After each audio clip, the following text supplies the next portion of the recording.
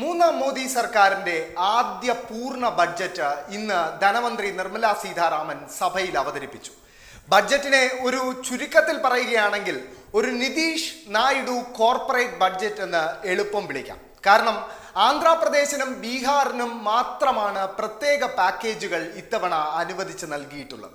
അതോടൊപ്പം ആന്ധ്രാപ്രദേശ്, ബീഹാർ, ഒഡീഷ പോലെ BJPക്ക് സ്വാധീനമുള്ള സംസ്ഥാനങ്ങളെ ഉൾപ്പെടുത്തി പ്രത്യേക പദ്ധതിയും അനുവദിച്ചു.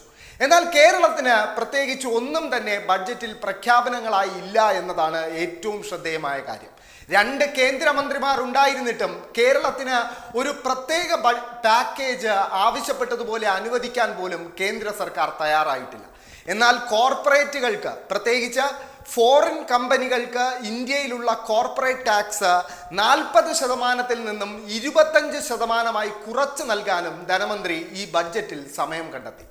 എന്നാൽ സാധാരണക്കാരുടെ നിത്യോപയോഗ സാധനങ്ങളുടെ നികുതി കുറയ്ക്കുവാനോ അല്ലെങ്കിൽ അതിൽ നികുതി ഇളവ് വരുത്തുവാനോ കേന്ദ്ര സർക്കാർ തയ്യാറായിട്ടില്ല. എന്തായാലും ബഡ്ജറ്റ് ഇന്ന് അവതരിപ്പിച്ചുകൊണ്ടുള്ള നിർമ്മല സീതാരാമന്റെ പ്രസംഗത്തിന്റെ പൂർണ്ണ രൂപം നമുക്കൊന്ന് കേട്ടു നോക്കാം. I present the budget for 24-25. Introduction. The people of India have reposed their faith in the government led by Honorable Prime Minister Shri Narendra Modi and re-elected it for a historic third term under his leadership.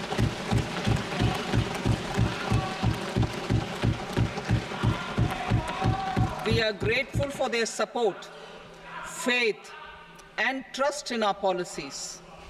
We are determined to ensure that all Indians, regardless of religion, caste, gender, and age, make substantial progress in realizing their life goals and aspirations.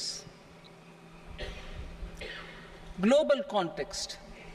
The global economy, while performing better than expected, is still in the grip of policy uncertainties.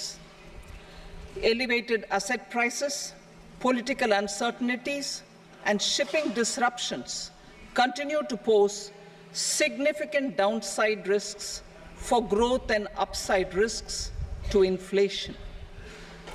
In this context, India's economic growth continues to be the shining exception and will remain so in the years ahead.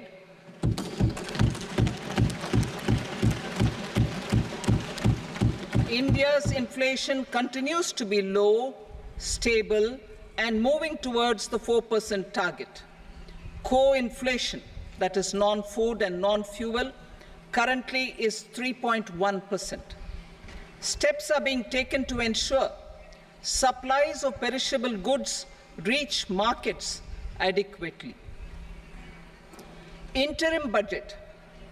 As mentioned in the interim budget, we need to focus on 4 major castes, namely the Garib, Mahilaye, Yuva, and Annadata, the poor, women, youth, and the farmer. For Annadata, we announced higher minimum support prices a month ago for all major crops, delivering on the promise of at least a 50% margin over costs. Pradhan Mantri Garib Kalyan Anna Yojana was extended for 5 years, benefiting more than 80 crore people. Administrative actions for approval and implementation of various schemes announced in the interim budget are well underway. The required allocations have been made. Budget theme.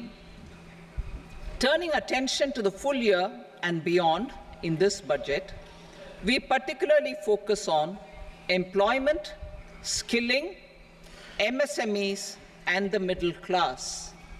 I am happy to announce the Prime Minister's package of 5 schemes and initiatives to facilitate employment, skilling, and other opportunities for 4.1 crore youth over a 5-year period,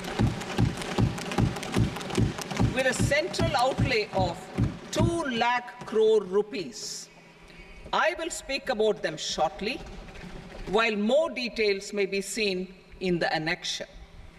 This year, I've made a provision of 1.48 lakh rupees, 1.48 lakh crore rupees for education, employment, and skilling. Budget priorities. The people have given a unique opportunity to our government to take the country on the path of strong development and an all-round prosperity.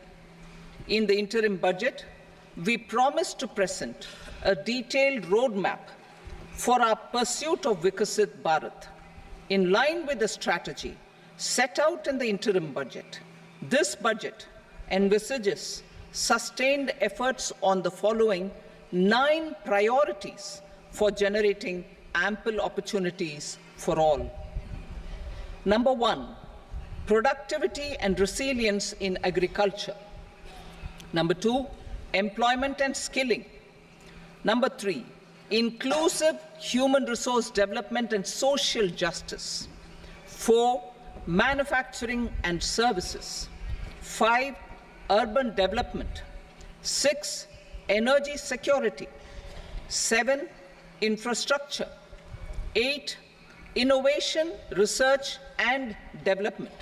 And 9, next generation reforms. Subsequent budgets will build on these and add more priorities and actions.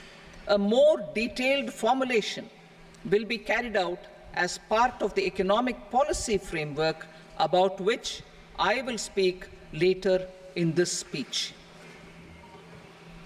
This budget details some of the specific actions to be initiated in the current year towards fulfillment of these priorities, with potential for transformative changes. The budget also covers some of the previously made announcements with intent to strengthen them and step up their implementation for expediting our journey towards the goal of Vikasit Bharat. Priority 1, productivity and resilience in agriculture. Transforming agricultural research. Our government will undertake a comprehensive review of the agricultural research setup to bring the focus on raising productivity and developing climate-resilient varieties. Funding will be provided in challenge mode, including to the private sector. Domain experts, both from the government and outside, will oversee the conduct of such research. Release of new varieties. New 109 high-yielding and climate-resilient varieties of 32 field and horticultural crops will be released for cultivation by farmers. Natural farming. In the next 2 years, 1 crore farmers across the country will be initiated into natural farming, supported by certification and branding. Implementation will be through scientific institutions and willing gram panchayats. 10,000 need-based bio-input resource centers will be established. Missions for pulses and oil seeds. For achieving self-sufficiency in pulses and oil seeds, we will strengthen their production, storage, and marketing. As announced in the interim budget, a strategy is being put in place to achieve Atmanirbharta for oil seeds such as mustard, groundnut, sesame, soybean, and sunflower. Vegetable production and supply chains. Large-scale clusters for vegetable production will be developed closer to major consumption centers. We will promote farmer-producer organizations, cooperatives, and startups for vegetable supply chains, including for collection and storage and marketing. Digital public infrastructure for agriculture. Buoyed by the success of the pilot project, our government, in partnership with the states, will facilitate the implementation of the digital public infrastructure in agriculture for coverage of farmers and their lands in 3 years. During this year, digital crop survey for Kharif using the DPI will be taken up in 400 districts. The details of 6 crore farmers and their lands will be brought into the farmer and land registries. Further, the issuance of Jan Samarth based Kisan credit cards will be enabled in 5 states. Shrimp production and export. Financial support for setting up a network of nucleus breeding centers for shrimp brood stocks will be provided. Financing for shrimp farming, processing, and export will be facilitated through NABARD. National cooperation policy. Our government will bring out a national cooperation policy for systematic, orderly, and all-round development of the cooperative sector, fast-tracking growth of rural economy and generation of employment opportunities on a large scale will be the policy goal. This year, I have made a provision of 1.52 lakh crore rupees for agriculture and allied sectors.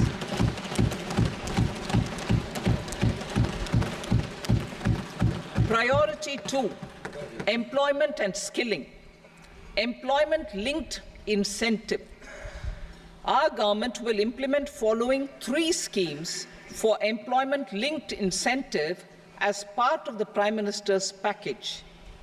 These will be based on enrollment in the EPFO and focus on recognition of first-time employees and support to employees and employers.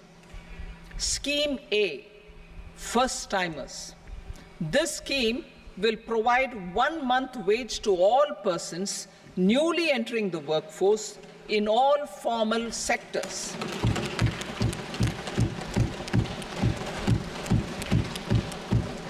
Direct benefit transfer of 1 month's salary in 3 installments to first-time employees as registered in the EPFO will be up to 15,000 rupees. The eligibility limit will be a salary of 1 lakh per month. The scheme is expected to benefit 210 lakh youths.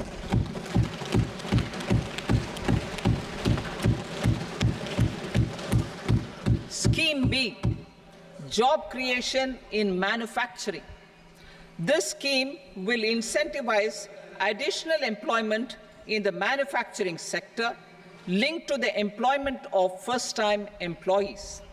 An incentive will be provided at specified scale directly both to the employee and the employer with respect to the EPFO contribution in the first 4 years of employment. The scheme is expected to benefit 30 lakh youth entering employment and their employers.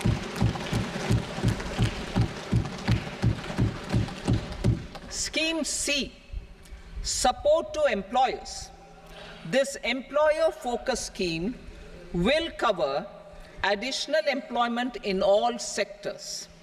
All additional employment within a salary of 1 lakh rupee per month will be counted. The government will reimburse to employers up to 3,000 rupees per month for 2 years towards the EPFO contribution for each additional employee.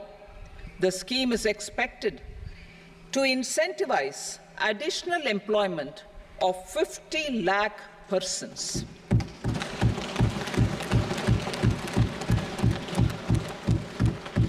Participation of women in the workforce.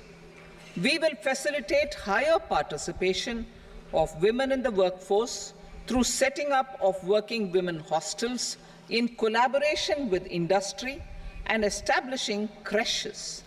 In addition, the partnership will seek to organize women-specific skilling programs and promotion of market access for women SHG enterprises.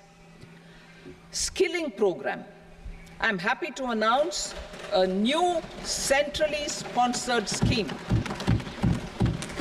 as the fourth scheme under the Prime Minister's package for skilling in collaboration with state governments and industry. 20 lakh youth will be skilled over a 5-year period.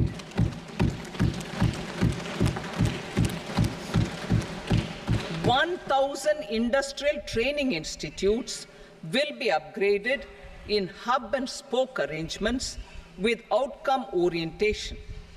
Course content and design will be aligned to the skill needs of industry, and new courses will be introduced for emerging needs.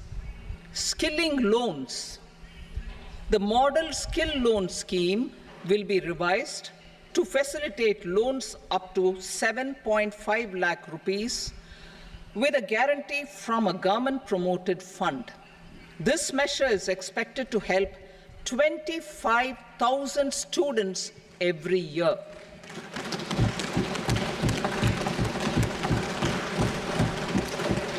Education loans.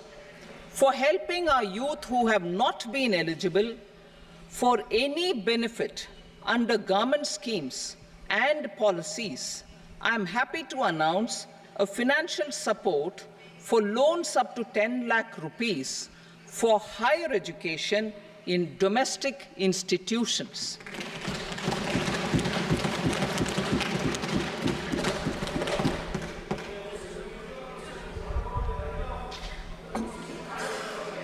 E-vouchers for this purpose. E-vouchers for this purpose will be given directly to 1 lakh students every year for annual interest subvention of 3% of the loan amount. Priority 3, inclusive human resource development and social justice. Saturation approach. Our government is committed to all-round, all-pervasive and all-inclusive development of people, particularly farmers, youth, women, and the poor. For achieving social justice comprehensively, the saturation approach of covering all eligible people through various programs, including those for education and health, will be adopted to empower them by improving their capabilities.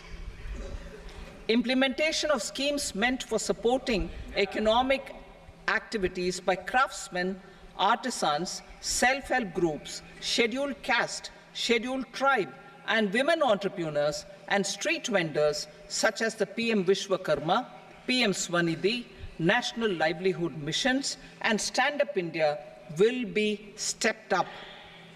Purvodaya. The states in the eastern part of the country are rich in endowments and have strong cultural traditions. We will formulate a plan, Purvodaya, for the all-round development of the eastern region of the country, covering Bihar, Jharkhand, West Bengal, Odisha, and Andhra Pradesh. This will cover human resource development, infrastructure, and generation of economic opportunities to make the region an engine to attain Vikasit Bharat. On the Amritsar-Kolkata industrial corridor, we will support development of an industrial node at Gaya. This corridor will catalyze industrial development of the eastern region. The industrial node at Gaya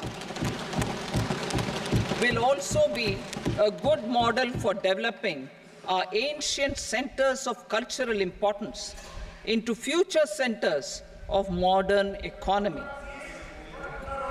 This model shall showcase Vikas Bhi, Virasat Bhi in our growth trajectory. We will also support development of road connectivity projects, namely 1. Patna-Purnia Expressway, 2. Buxar-Bhagalpur Expressway, 3. Bodh Gaya, Rajgir, Vaishali and Darbhanga spurs, and 4. Additional 2-lane bridge over River Ganga at Buxar at a total cost of 26,000 crore rupees.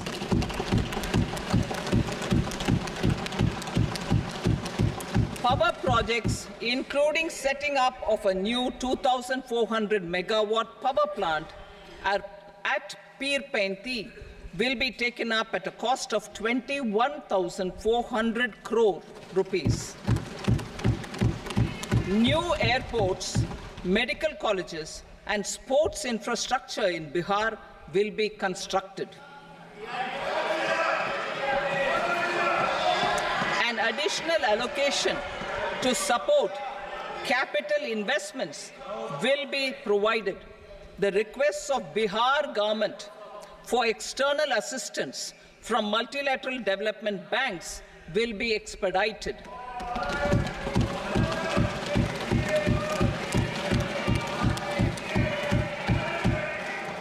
Andhra Pradesh Reorganization Act. Our government has made concerted efforts to fulfill the commitments in Andhra Pradesh Reorganization Act.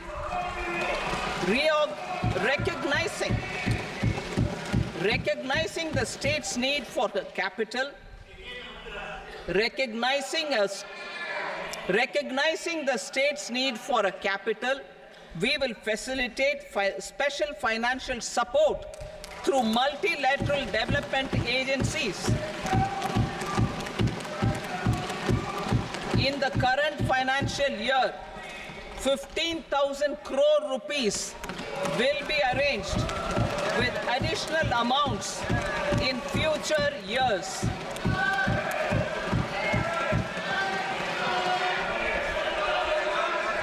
Our government is fully committed to financing and early completion of the Polavaram irrigation project, which is the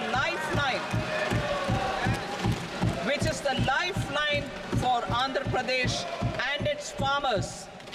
This will facilitate our country's food security as well. Under the Act,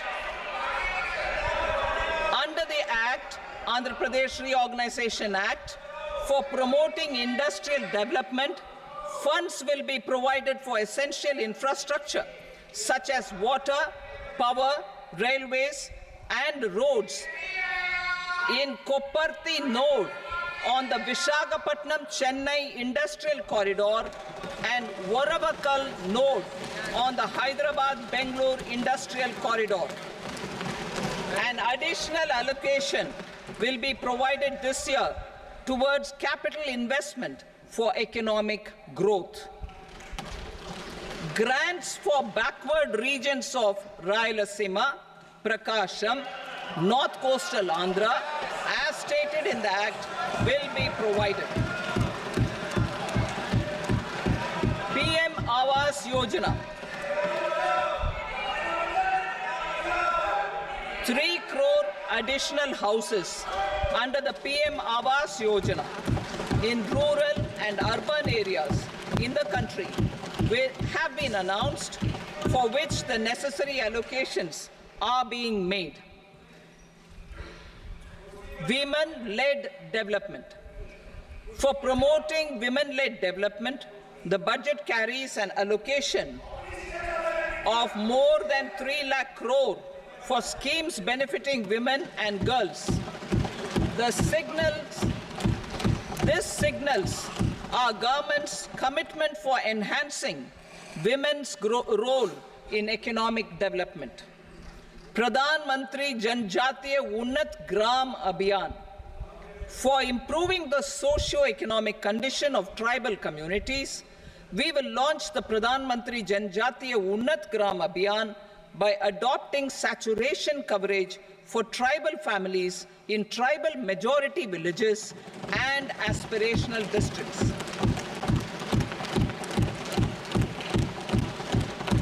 This will cover 63,000 villages, benefiting 5 crore tribal people. Bank branches in northeastern region. More than 100 branches of India Post Payment Bank will be set up in the northeast region to expand the banking services. This year, I have made a provision of 2.66 lakh crore rupees for rural development, including rural infrastructure. Priority 4, manufacturing and services, support for promotion of MSMEs. This budget provides special attention to MSMEs and manufacturing, particularly labor-intensive manufacturing. We have formulated a package covering financing, regulatory changes, and technology support for MSMEs to help them grow and also compete globally, as mentioned in the interim budget. I am happy to announce the following specific measures. Credit guarantee scheme for MSMEs in the manufacturing sector. For facilitating term loans to MSMEs for purchase of machinery and equipment without collateral or third-party guarantee, a credit guarantee scheme will be introduced. The scheme will operate on pooling of credit risks of such MSMEs. A separately constituted self-financing guarantee fund will provide to each applicant guarantee cover up to 100 crore rupees, while the loan amount may be larger. The borrower will have to provide an upfront guarantee fee and an annual guarantee fee on the reducing loan balance. New assessment model for MSME credit. Public sector banks will build their own in-house capability to assess MSMEs for credit instead of relying on external assessment. They will also take a lead in developing or getting developed a new credit assessment model based on the scoring of digital footprints of the MSMEs in the economy. This is expected to be a significant improvement over the traditional assessment of credit eligibility based only on asset or turnover criteria. That will also cover MSMEs without a formal accounting system. Credit support to MSMEs during stress period. I'm happy to announce a new mechanism for facilitating continuation of bank credit to MSMEs during their stress period while being in special mention account, SMA stage, for reasons beyond their control. MSMEs need credit to continue their business and to avoid getting into the NPA stage. Credit availability will be supported through a guarantee from a government-promoted fund. Mudra loans. The limit of Mudra loans will be enhanced to 20 lakh from the current 10 lakh for those entrepreneurs who have availed and successfully repaid previous loans under the Tarun category. Enhanced scope for mandatory onboarding in TREDS. For facilitating MSMEs to unlock their working capital by converting their trade receivables into cash, I propose to reduce the turnover threshold of buyers for mandatory onboarding on the TREDS platform from rupees 500 crore to 250 crore rupees. This measure will bring 22 more CPSCs and 7,000 more companies onto the platform. Medium enterprises will also be included in the scope of the suppliers. SIDBI branches in MSME clusters. SIDBI will open new branches to expand its reach to serve all major MSME clusters within 3 years and provide direct credit to them. With the opening of 24 such branches this year, the service coverage will expand to 168 out of 242 major clusters. MSME units for food irradiation, quality and safety testing. Financial support for setting up of 50 multi-product food irradiation units in the MSME sector will be provided.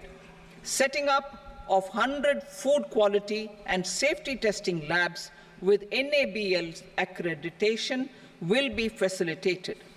E-commerce export hubs to enable MSMEs and traditional artisans to sell their products in international markets. E-commerce export hubs will be set up in public-private partnership mode.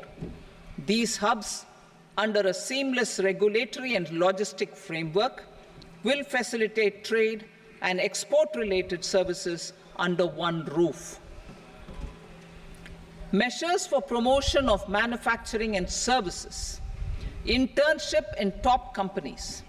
As the fifth scheme under Prime Minister's package, our government will launch a comprehensive scheme for providing internship opportunities in 500 top companies to 1 crore youth in 5 years. They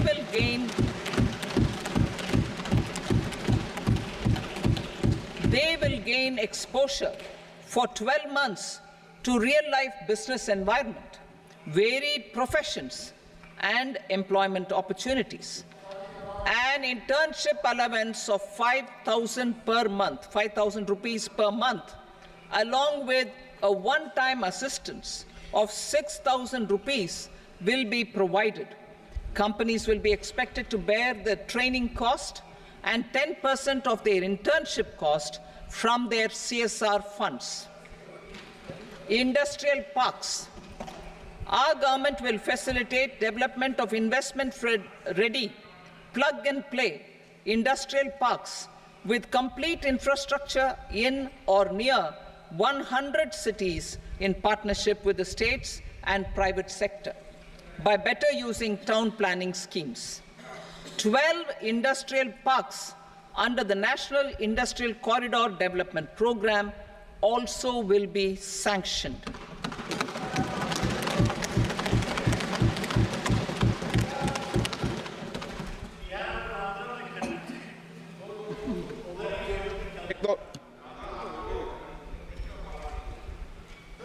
Veggie paper, no.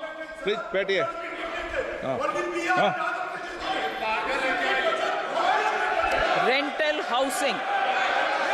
Rental housing with dormitory type accommodation for industrial workers will be, just 1 minute. Rental housing, I repeat, rental housing with dormitory type accommodation for industrial workers will be facilitated in PPP mode with VGF support and commitment from anchor industries. Shipping industry, ownership, leasing, and flagging reforms will be implemented to improve the share of Indian shipping industry and generate more employment. Critical mineral mission. We will set up a critical mineral mission for domestic production, recycling of critical minerals, and overseas acquisition of critical mineral assets. Its mandate will include technology development, skilled workforce, extended producer responsibility framework, and a suitable financing mechanism. Offshore mining of minerals. Our government will launch the auction of the first tranche of offshore blocks for mining, building on the exploration already carried out. Digital public infrastructure applications. Turning to the services sector, I propose development of DPI applications at population scale for productivity gains business opportunities, and innovation by the private sector. These are planned in the areas of credit, e-commerce, education, health, law and justice, logistics, MSME service delivery, and urban governance. Integrated technology platform for IBC ecosystem. An integrated technology platform will be set up for improving the outcomes under the Insolvency Bankruptcy Code for achieving consistency, transparency, timely processing, and better oversight for all stakeholders. Voluntary closure of LLPs. The services of the Center for Processing Accelerated Corporate Exit, CPACE, will be extended for voluntary closure of LLPs to reduce the closure times. National Company Law Tribunals. The IBC has resolved more than 1,000 companies, resulting in direct recovery of 3.3 lakh crore to creditors. 3.3 lakh crore rupees to creditors. In addition, 28,000 cases involving over 10 lakh crore rupees have been disposed of even prior to admission.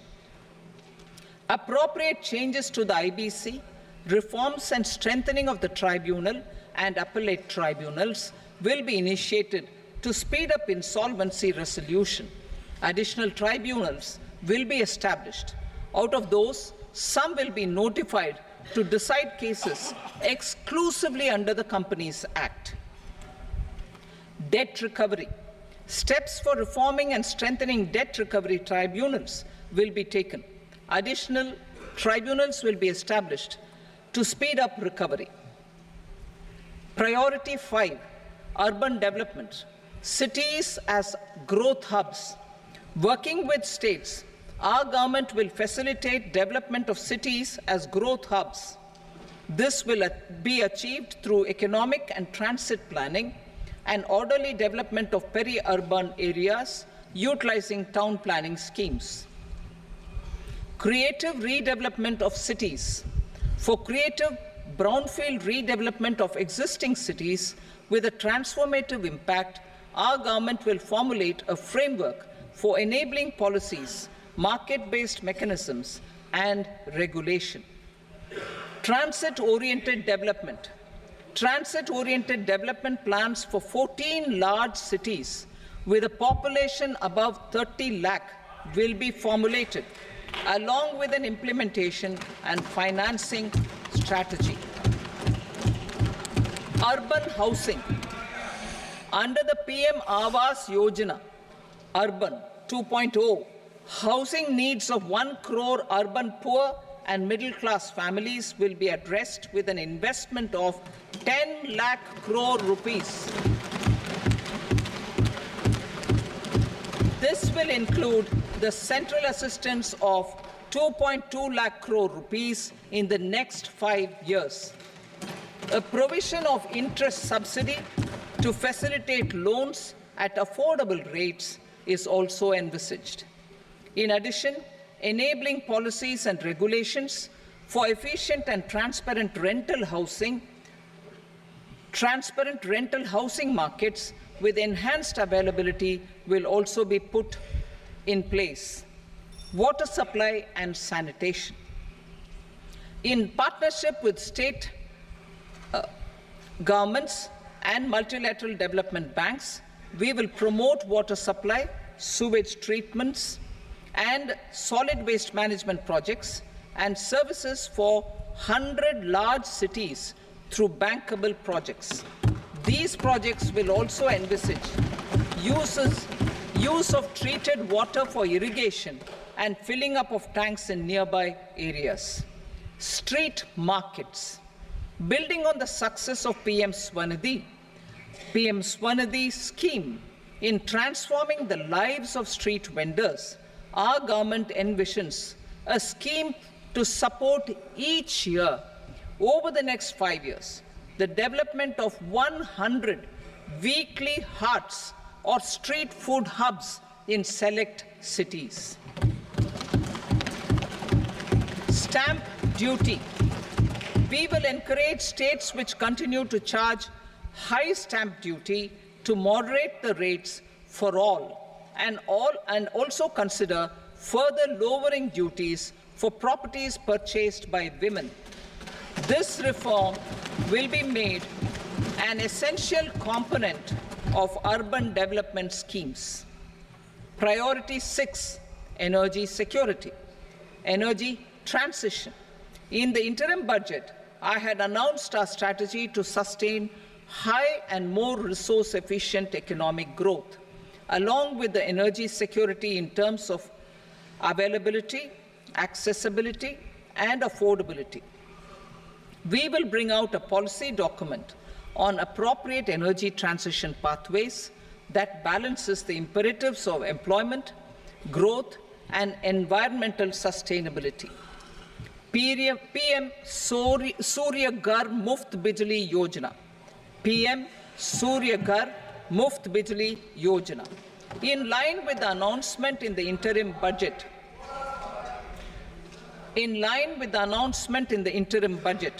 PM Surya Ghar Muft Bijli Yojana has been launched to install rooftop solar plants to enable 1 crore households obtain free electricity up to 300 units every month. The scheme has generated remarkable response with more than 1.28 crore registrations and 14 lakh applications, and we will further encourage it. Pumped storage policy. A policy for promoting pumped storage projects will be brought out for electricity storage and facilitating smooth integration of the growing share of renewable energy with its variable and intermittent nature in the overall energy mix.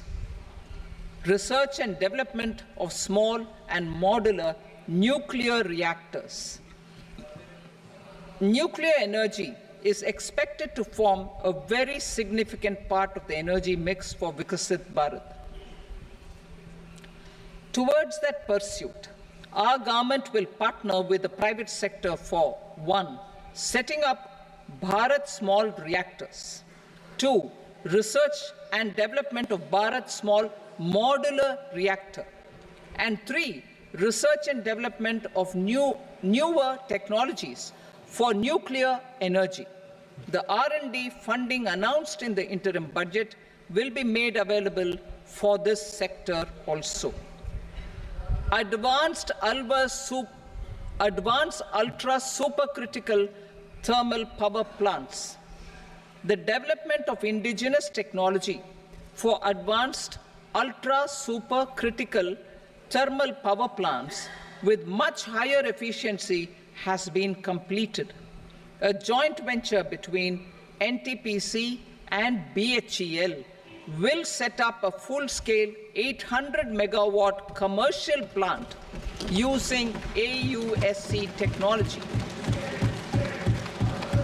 The government will provide the required fiscal support. Moving forward, development of indigenous capacity for the production of high-grade steel and other advanced metallurgy materials for these plants will result in strong spin-off benefits for the economy. Roadmap for hard-to-abate industries.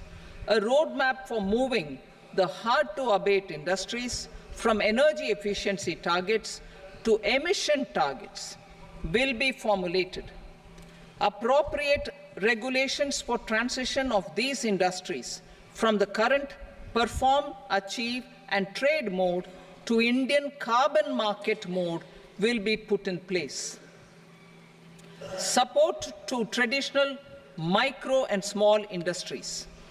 An investment-grade energy audit of traditional micro and small industries in 60 clusters, including brass and ceramic, will be facilitated. Financial support will be provided for shifting them to cleaner forms of energy and implementation of energy efficiency measures. The scheme will be replicated in another 100 clusters in the next phase. Priority 7, infrastructure investment by central government. Significant investment the central government has made over the years in building and improving infrastructure has had a strong multiplier effect on the economy. We will endeavor to maintain strong fiscal support for infrastructure over the next 5 years in conjunction with imperatives of other priorities and fiscal consolidation. This year, I have provided 11,11,111 crore rupees for capital expenditure. This would be 3.4% of our GDP. Infrastructure investment by state governments. We will encourage states to provide support of similar scale for infrastructure, subject to their development priorities. A provision of 1.5 lakh crore rupees for long-term interest-free loans have been made this year also to support the states in their resource allocation. Private investment in infrastructure. Investment in infrastructure by private sector will be promoted through viability gap funding and enabling policies and regulations. A market-based financing framework will be brought out. Pradhan Mantri Gram Sadak Yojana, Phase 4 of the PMGSY will be launched to provide all-weather connectivity to 25,000 rural habitations, which have become eligible in view of their population increase. Irrigation and flood mitigation. Bihar has frequently suffered from floods, many of them originating outside the country. Plans to build flood control structures in Nepal are yet to progress. Our government, through the Accelerated Irrigation Benefit Program and other sources, will provide financial support for projects with estimated cost of 11,500 crore rupees, such as the Kosi-Michi intra-state link and 20 other ongoing and new schemes, including barrages, river pollution abatement, and irrigation projects. In addition, survey and investigation of Kosi-related flood mitigation and irrigation projects will be undertaken.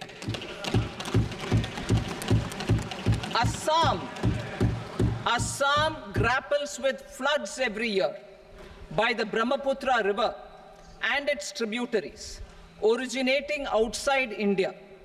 We will provide assistance to Assam for flood management and related projects.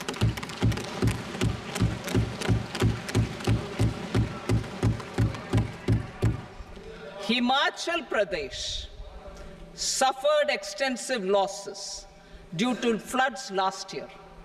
Our government will provide assistance to the state for reconstruction and rehabilitation through multilateral development assistance.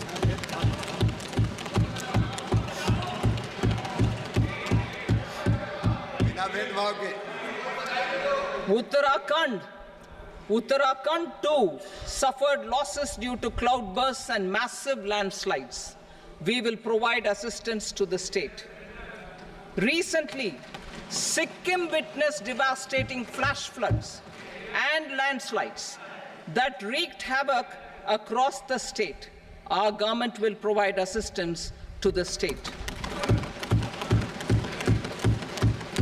Tourism has always been a part of our civilization. Our efforts in positioning India as a global tourist destination will also create jobs, stimulate investments, and unlock economic opportunities for other sectors. In addition to the measures outlined in the interim budget, I propose the following measures. Vishnupad Temple at Gaya and Mahabodhi Temple at Bodh Gaya in Bihar are of immense spiritual significance. Comprehensive development of Vishnupad Temple corridor and Mahabodhi Temple corridor will be supported, modeled on the successful Kashi Vishwanath Temple corridor to transform them into world-class pilgrim and tourist destinations. Rajgir holds immense religious significance for Hindus, Buddhists and Jains. The 20th Tirthankara Muniswarata temple in the Jain temple complex is ancient. The Saptarishi or the 7 hot springs form a warm water Brahmkund that is sacred. A comprehensive development initiative for Rajgir will be undertaken. Our government will support the development of Nalanda as a tourist center, besides reviving Nalanda University to its glorious stature. Odisha's scenic beauty, temples, monuments, craftsmanship, wildlife sanctuaries, natural landscapes, and pristine beaches make it an ultimate tourism destination. Our government will provide assistance for their development to Odisha as well. Priority 8, innovation, research and development. We will operationalize the Anusandhan National Research Fund for basic research and prototype development. Further, we will set up a mechanism for spurring private sector-driven research and innovation at commercial scale with a financing pool of 1 lakh crore rupees in line with the announcement in the interim budget. Space economy. With our continued emphasis on expanding the space economy by 5 times in the next 10 years, a venture capital fund of 1,000 crore rupees will be set up. Priority 9, next generation reforms. Economic policy framework. We will formulate an economic policy framework to delineate the overarching approach to economic development and set the scope of the next generation of reforms for facilitating employment opportunities and sustaining high growth. Our government will initiate and incentivize reforms for 1. Improving productivity of factors of production, and 2. Facilitating markets and sectors to become more efficient. These reforms will cover all factors of production, namely land, labor, capital, and entrepreneurship, and technology as an enabler of improving total factor productivity and bridging inequality.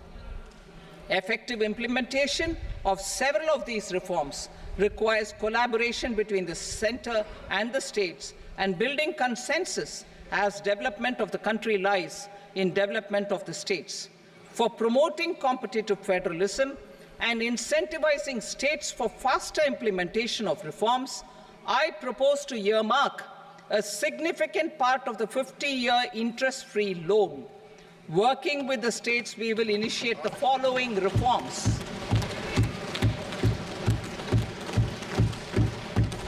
Land-related reforms and actions, both in the rural and urban areas, will cover land administration, will cover 1. Land administration, planning and management, and 2. Urban planning usage and building bylaws. These will be incentivized for completion within the next 3 years through appropriate fiscal support. Rural land-related actions. Rural land-related actions will include 1. Assignment of unique land parcel identification number, UL PIN, or Bhu Aadhaar for all lands. 2. Digitization of cadastral maps. 3. Survey of subdivisions, survey of map subdivisions as per current ownership. 4. Establishment of land registry. And 5. Linking to the farmers registry. These actions will also facilitate credit flow and other agricultural services. Urban land-related actions. Land records in urban areas will be digitized with GIS mapping. An IT-based system for property record administration, updating, and tax administration will be established. These will also facilitate improving the financial position of urban local bodies. Labor-related reforms. Services to labor. Our government will facilitate the provision of a wide array of services to labor, including those for employment and skilling. A comprehensive integration of e-Shram portal with other portals will facilitate such one-stop solution. Open architecture databases for the rapidly changing labor market, skill requirements, and available job roles, and a mechanism to connect job aspirants with potential employers and skill providers will be covered in these services. Shram Suvidha and Samadhan portal. Shram Suvidha and Samadhan portal will be revamped to enhance ease of compliance for industry and trade. Capital and entrepreneurship related reforms, financial sector vision and strategy. For meeting financing needs of the economy, our government will bring out a financial sector vision and strategy document to prepare the sector in terms of size, capacity, and skills. This will set the agenda for the next 5 years and guide the work of the government, regulators, financial institutions, and market participants. Taxonomy for climate finance. We will develop taxonomy for climate finance for enhancing the availability of capital for climate adaptation and mitigation. This will support achievement of the country's climate commitments and green transition. Variable capital company structure.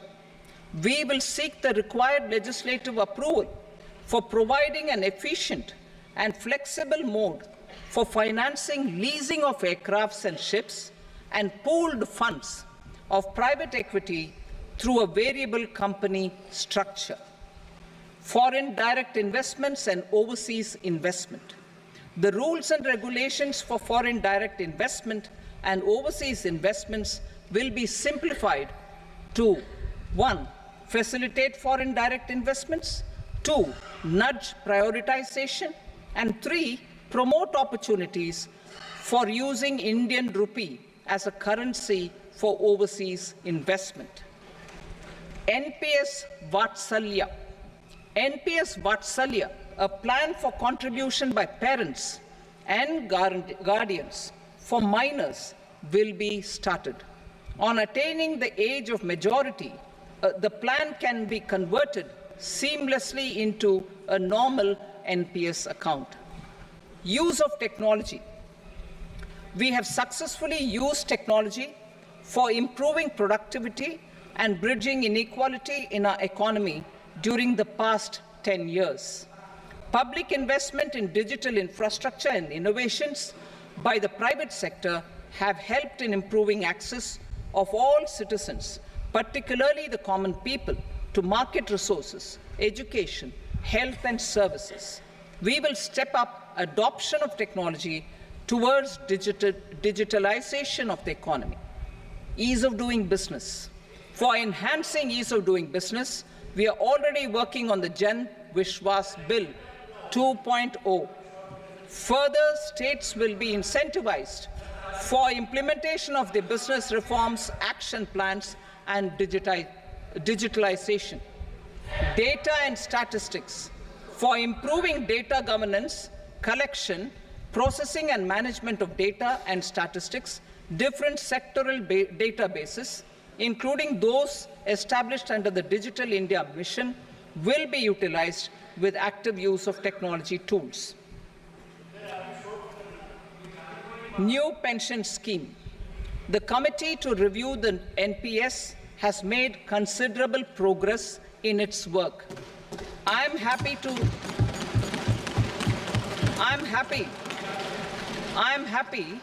that the staff side of the National Council of the Joint Consultative Machinery for Central Government Employees has taken a constructive approach. A solution will be evolved which addresses the relevant issues while maintaining fiscal prudence to protect the common citizens. Budget estimates for 24-25.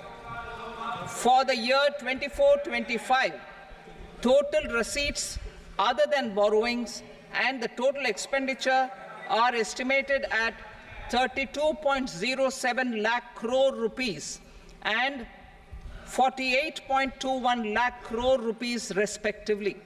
The net tax receipts are estimated at 25.83 lakh crore rupees. The fiscal deficit is estimated at 4.9% of the GDP. The gross and the net market borrowings through dated securities during 24-25 are estimated at 14.01 lakh crore rupees and 11.63 lakh crore rupees respectively. Both will be less than that in 23-24.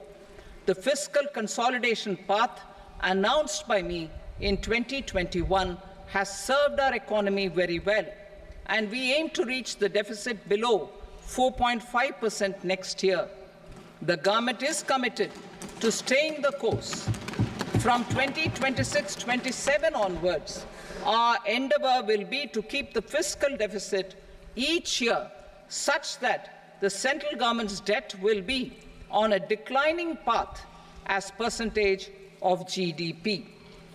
I will now move to Part B.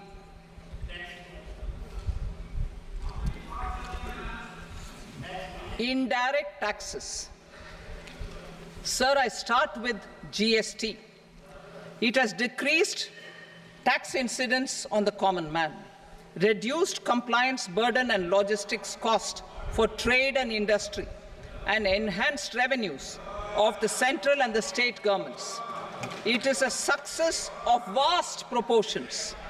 To multiply the benefits of GST, we will strive to further simplify and rationalize the tax structure and endeavor to expand it to the remaining sectors. My proposals for customs duties intend to support domestic manufacturing, deepen local value addition, promote export competitiveness, and simplify taxation while keeping the interest of the general public and consumers surmount. In Budget 22-23, we reduced the number of customs duty rates. I propose to undertake a comprehensive review of the rate structure over the next 6 months to rationalize and simplify it for ease of trade, removal of duty inversion, and reduction of disputes. I shall now take up sector-specific customs duty proposals. Medicine and medical equipments. To provide relief to cancer patients, I propose to fully exempt 3 more medicines from customs duties.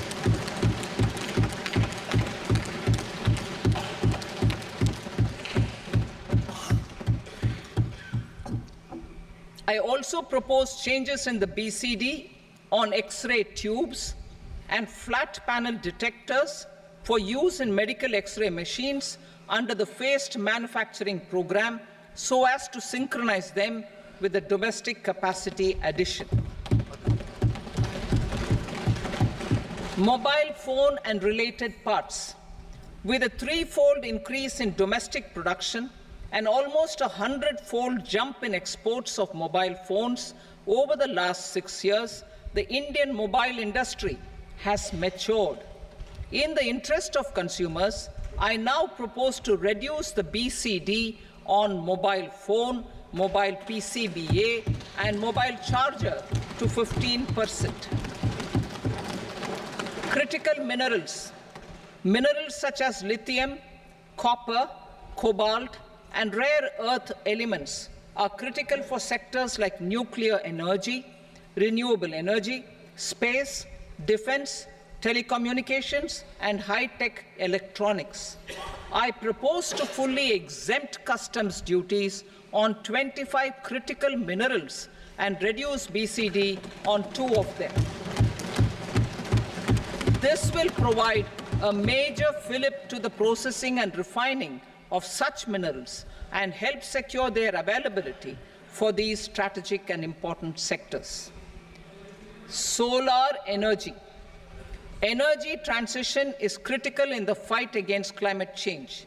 To support energy transition, I propose to expand the list of exempted capital goods for use in the manufacture of solar cells and panels in the country.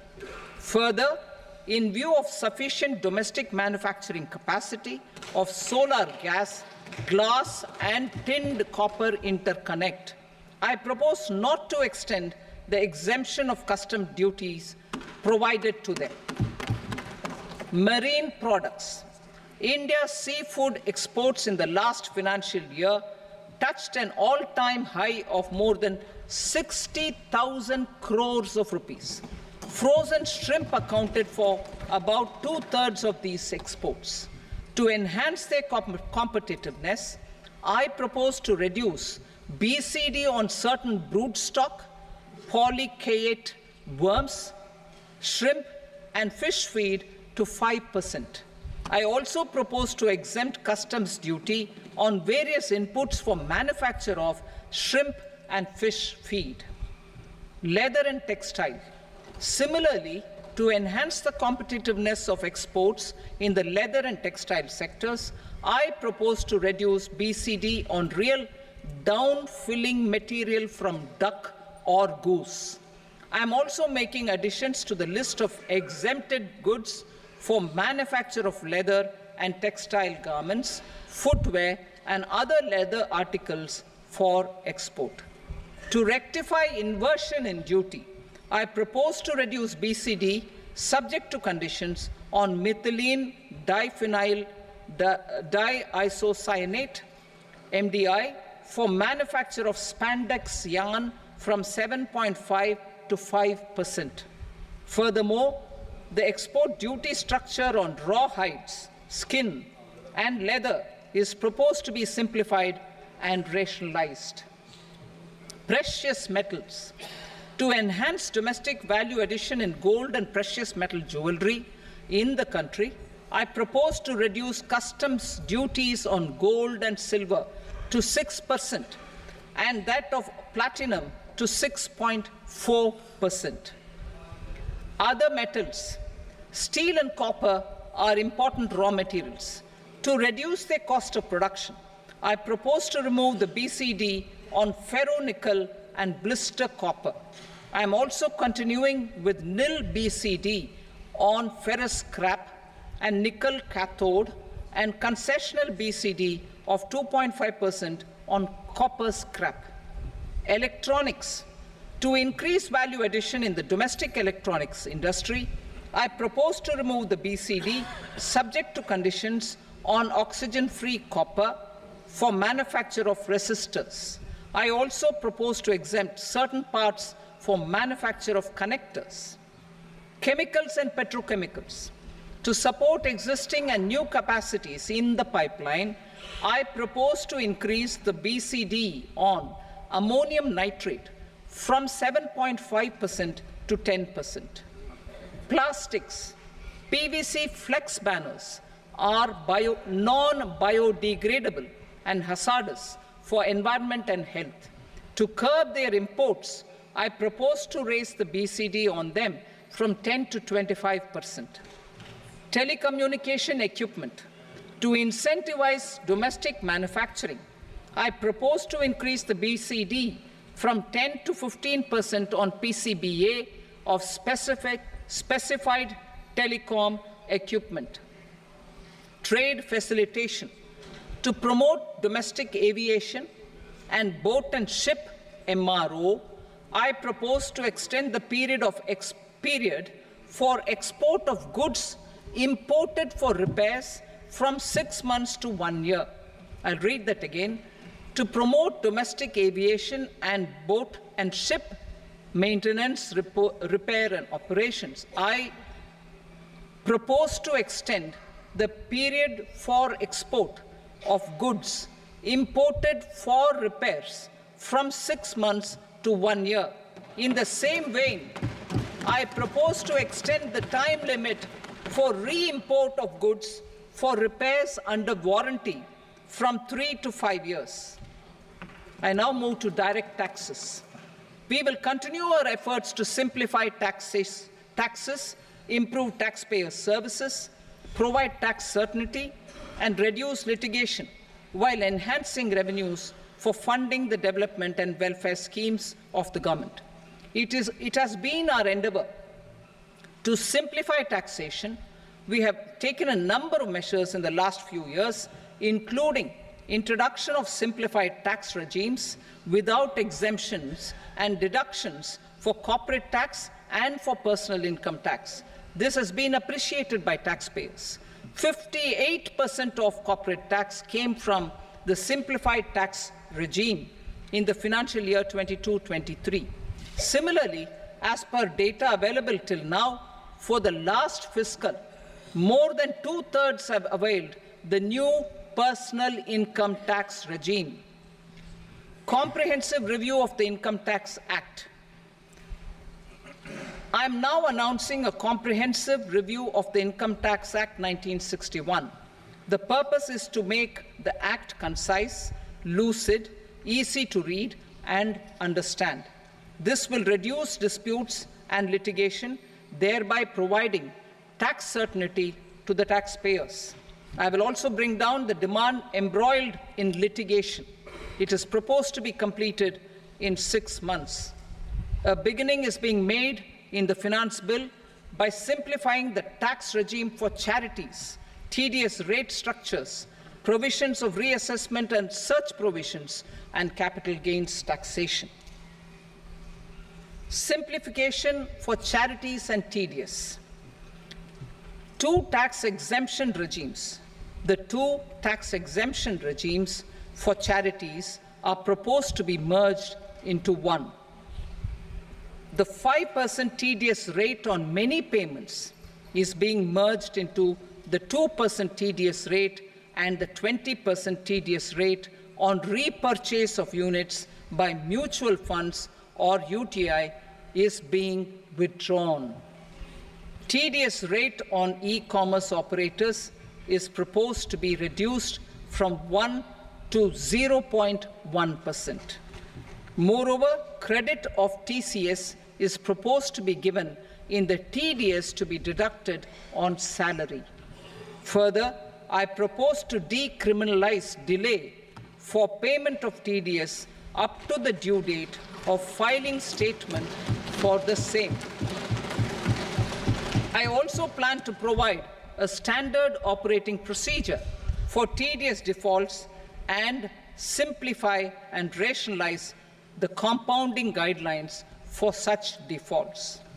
Simplification of reassessment. I propose to thoroughly simplify the provisions for reopening and reassessment. An assessment hereinafter can be reopened beyond 3 years from the end of the assessment year only if the escaped income is 50 lakh rupees or more, up to a maximum period of 5 years from the end of the assessment year.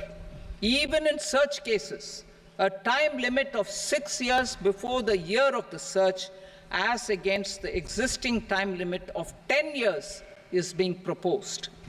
This will reduce tax uncertainty and disputes. Simplification and rationalization of capital gains. Capital gains taxation is also proposed to be hugely simplified. Short-term gains on certain financial assets shall henceforth attract a tax rate of 20%, while that on all other financial assets and all non-financial assets shall continue to attract the applicable tax rate. Long-term gains on all financial and non-financial assets, on the other hand, will attract a tax rate of 12.5%. For the benefit of the lower and the middle income classes, I propose to increase the limit of exemption of capital gains on certain financial assets to 1.25 lakh rupees per year. Listed financial assets held for more than a year will be classified as long-term, while unlisted financial assets and all non-financial assets will have to be held for at least 2 years to be classified as long-term. Unlisted bonds and debentures, debt mutual funds, and market-linked debentures, irrespective of holding period, however, will attract tax on capital gains at applicable rates. Taxpayer services. All the major taxpayer services under GST and most services under customs and income tax have been digitalized. All remaining services of customs and income tax, including rectification and order giving effect to appellate orders, shall be digitalized and made paperless over the next 2 years. Litigation and appeals. While our concerted efforts to reduce pendency of appeals at various appellate fora are beginning to show good results, it will continue to engage our highest attention. To dispose of the backlog of first appeals, I plan to deploy more officers to hear and decide such appeals, especially those with large tax effect. For resolution of certain income tax disputes pending an appeal, I am also proposing Vivad Se Vishwas Scheme 2024. Further, I propose to increase monetary limits for filing appeals related to direct taxes, excise, and service tax in the tax tribunals, high courts, and Supreme Court to 60 lakh rupees, 2 crore rupees, and 5 crore respectively. With a view to reduce litigation and provide certainty in international taxation, we will expand the scope of safe harbor rules and make them more attractive. We will also streamline the transfer pricing assessment procedure. Employment and investment. I have a few proposals to promote investment and foster employment. First of all, to bolster the Indian startup ecosystem, boost the entrepreneurial spirit, and to support innovation, I propose to abolish the so-called angel tax for all classes of investors. Second, there is tremendous potential for cruise tourism in India.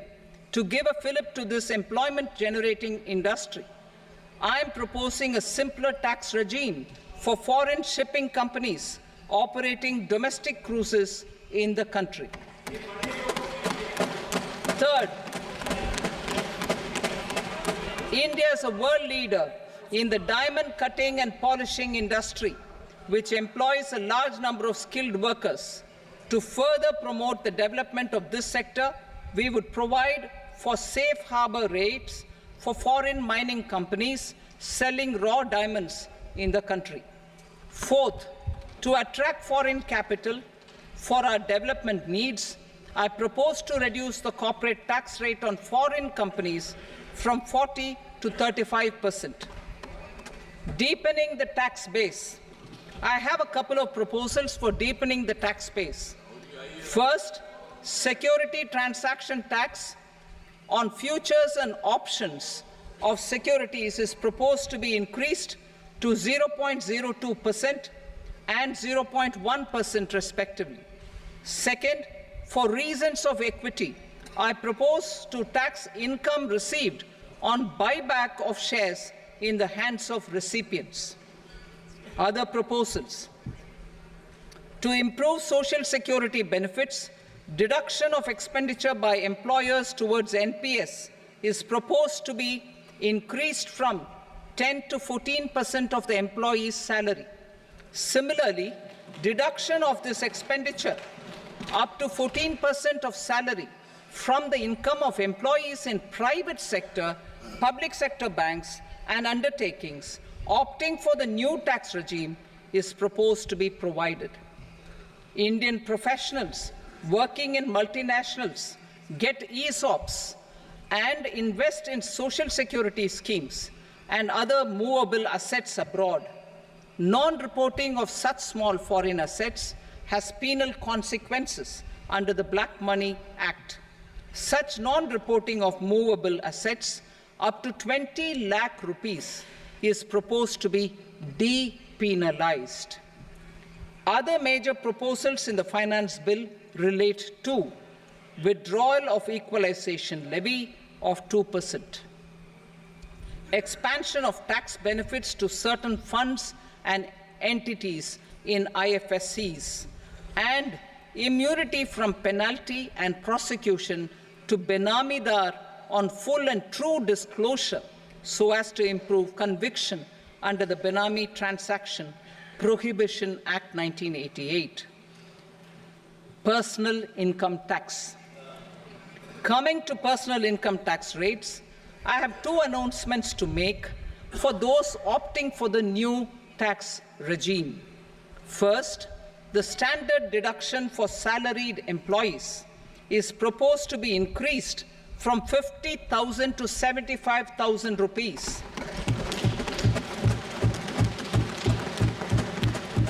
Similarly, deduction on family pension for pensioners is proposed to be enhanced from 15,000 to 25,000 rupees. This will provide relief to about 4 crore salaried individuals and pensioners.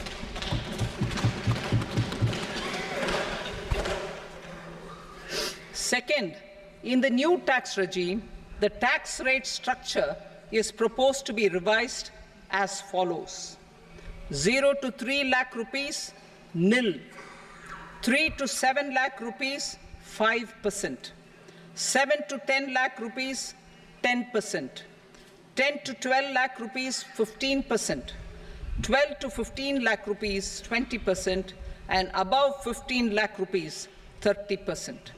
As a result of these changes, a salaried employee in the new tax regime stands to save up to 17,500 rupees in income tax.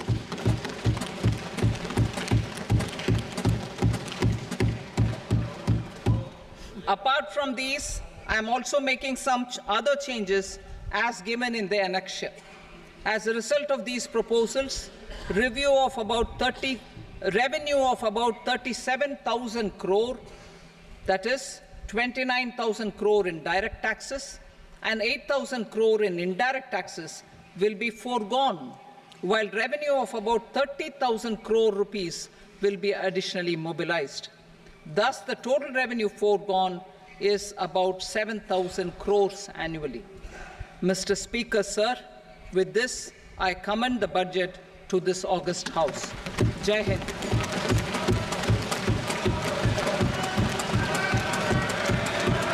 Item number 2. Item number 2.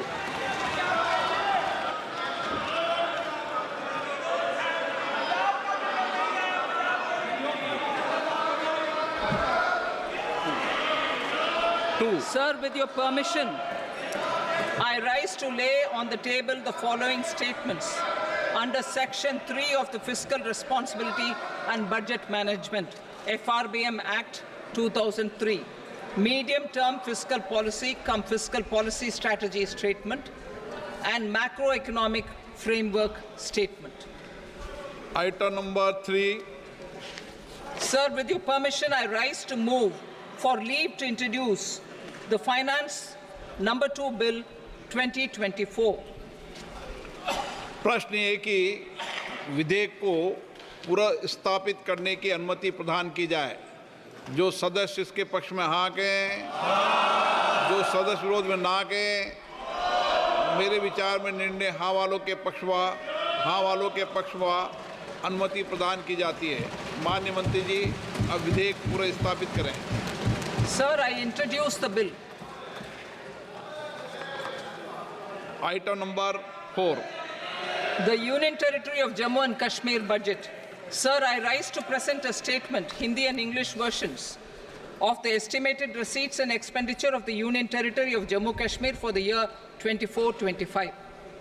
सभा की कार्रवाई कल बुधवार दिनांक 24 जुलाई 2024 को प्राप्त 11 बजे तक के लिए स्थगित की जाती है।